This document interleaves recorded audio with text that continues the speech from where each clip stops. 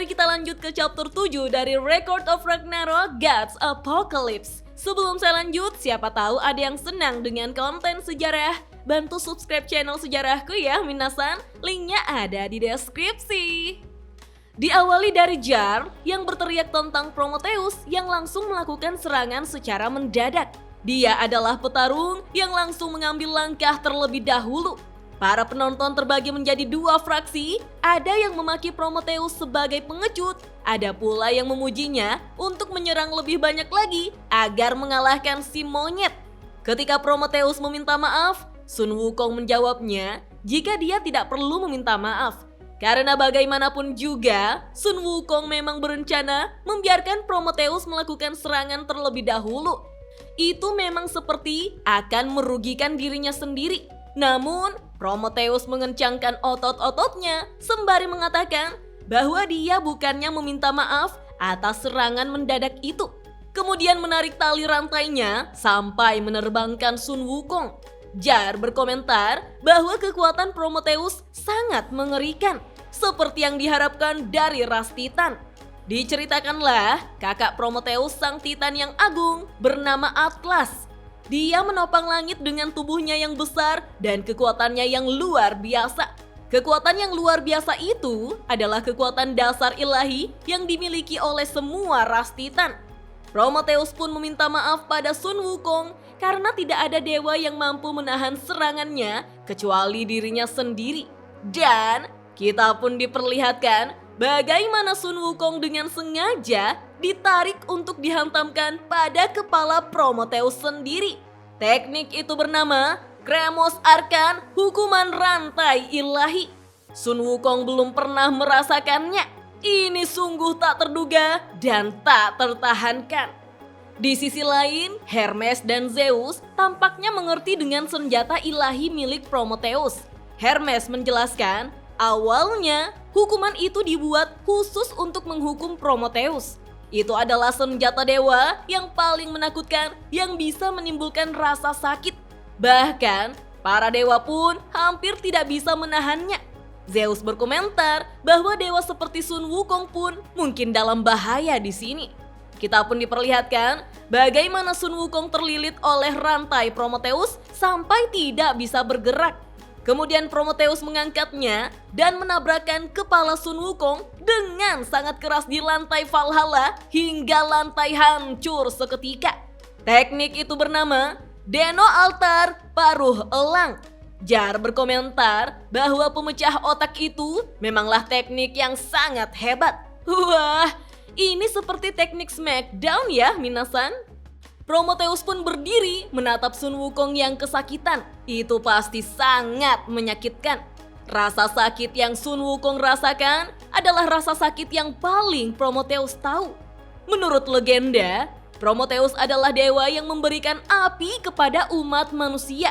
Dan sebagai hukumannya, dia mendapatkan siksaan dengan cara diikat menggunakan rantai lalu digantung di tiang salib di puncak gunung Kaukasus selama 30.000 tahun. Apalagi penyiksaan terhadap dewa tidak akan pernah dilakukan dengan setengah hati. Ini adalah sisi lain dari para dewa dan tidak akan pernah tercatat dalam sejarah manapun. Pada suatu waktu, bangsa Titan menguasai wilayah para dewa Yunani. Tapi pemimpin mereka, Titan Kronos, dikalahkan oleh Zeus. Dengan demikian, bangsa Titan dirampas kebebasan berkuasanya dan dikurung jauh di dalam gunung Kaukasus. Di dalam penjara yang menyedihkan itu, satu-satunya sumber hiburan mereka adalah penyiksaan hukuman yang dipertontonkan.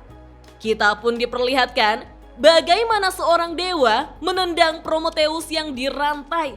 Ketika Prometheus terhempas ke pagar listrik, dia pun harus merasakan sakitnya listrik yang menyengat tubuhnya. Meskipun menjadi bagian dari bangsa Titan, Prometheus berpihak pada Zeus daripada Titan Kronos. Dia pun dicap sebagai pengkhianat. Dia menerima hukumannya sebagai hiburan untuk lainnya. Orang-orang yang melihatnya tampak senang dengan penyiksaan si pengkhianat itu. Buat dia lebih kesakitan, hajar dia sampai mampus. Bunuh saja dia. Menyedihkan sekali, cepat berikan hukuman yang setimpal pada si bodoh itu.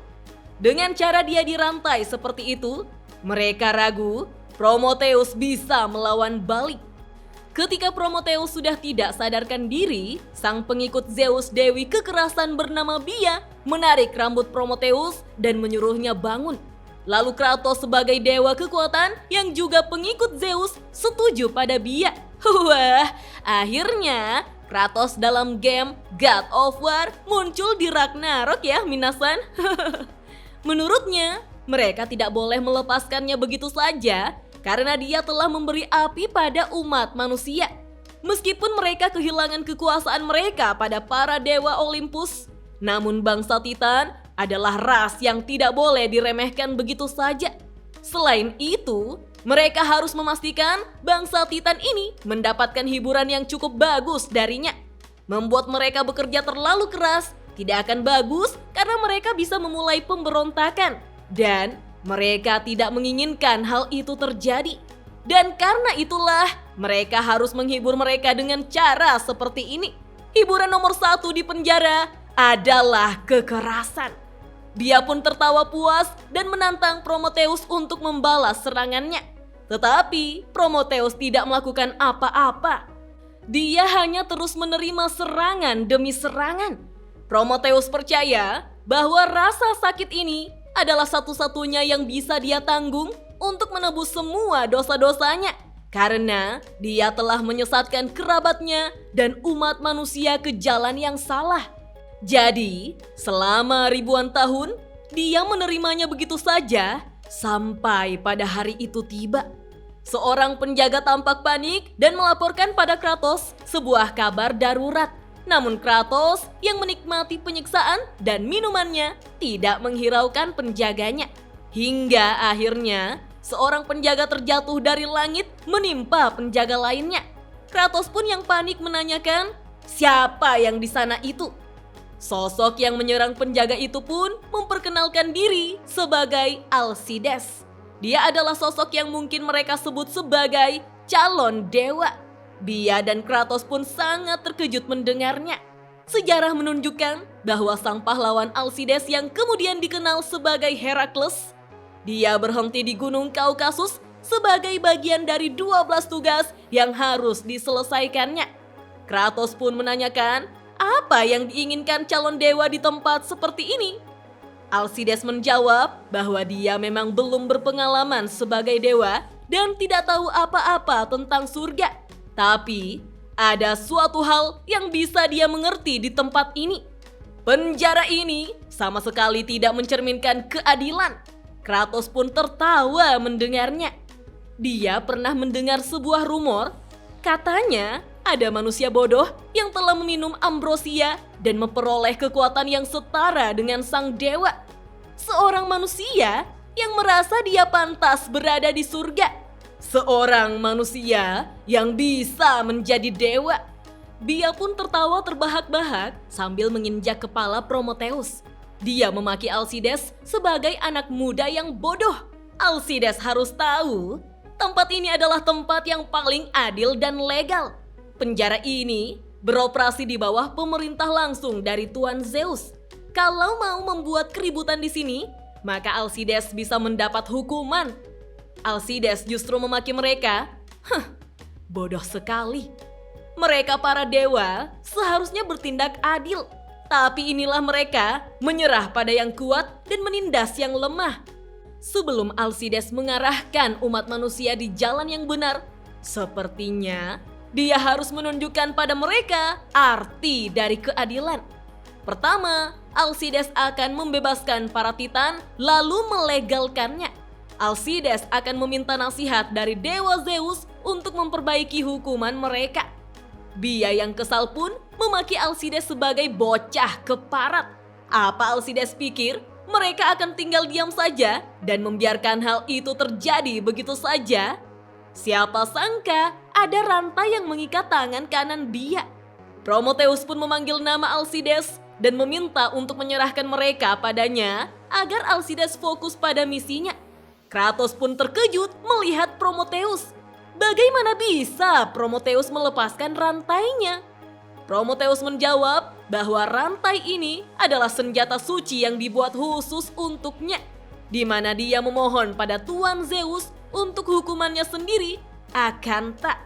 Karena itu, dia bisa melepasnya kapanpun dia mau atas kemauannya sendiri. Sampai sekarang, dia pikir kalau dia akan menghabiskan sisa hidupnya dengan terus-menerus menerima hukuman dari mereka.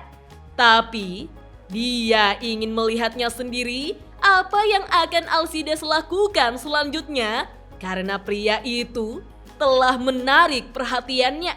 Dia pun memaki mereka semua sebagai bajingan. Tidak mungkin mereka akan membiarkannya melakukan apa yang Prometheus inginkan. Dengan cepat, dia menyerang Prometheus menggunakan tinjunya, tetapi tinju itu langsung dicengkram oleh Prometheus dengan kuat, membuat dia berteriak kesakitan.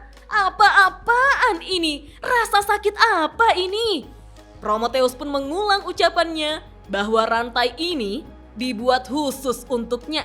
Siapapun yang terjebak dalam rantai ini akan merasakan setiap kesakitan ratusan kali lipat dari yang pernah Prometheus rasakan. Dia merasa ini tidak masuk akal. Sampai sekarang, Prometheus masih memakai rantai ini. Dia tidak mungkin bisa bertahan. Itu tidak mungkin terjadi. Prometheus lantas menghantam sang Dewi Bia dengan kepalanya sendiri hingga kepalanya hancur minasan. Dewa biasa manapun pasti akan hancur secara mental karena rasa sakit itu. Ternyata Prometheus yang mampu bertahan selama 30.000 tahun bukan karena daya tahan tubuhnya yang luar biasa yang dimiliki oleh semua bangsa Titan, melainkan karena kekuatan mental Prometheus itu sendiri. Kembali ke masa sekarang, Sun Wukong pun berusaha bangkit dengan kepalanya yang berdarah, begitupun kepala Prometheus yang juga berdarah. Prometheus memang belum menebus dosa-dosanya sama sekali, tapi untuk saat ini, dia akan membuat lawannya merasakan rasa sakit yang pernah dia rasakan sampai Sun Wukong menyerah. Baik itu selama ribuan atau beribu-ribu tahun lamanya. Dan chapter 7 Record of Ragnarok Gods Apocalypse pun berakhir sampai di sini minasan. Yuk langsung saja kita lanjut ke chapter selanjutnya ya. Dah.